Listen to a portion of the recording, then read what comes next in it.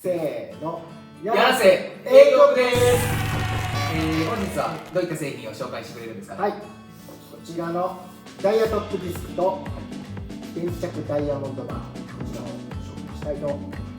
はい、見たところ弊社である B トップ、軸付きのペーパーフラッグと似てるんですけど、違いだったり特徴は何かありますか？はい、もう違いはこちら、そうなんですね。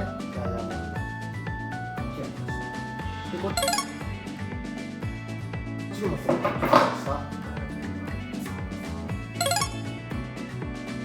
知っての通り、ダイヤモンドっていうのは世界で最も硬いそういった物質です。はい、それでもってこの硬い石材ですとかガラス製品、こういったものを削っていくものになります。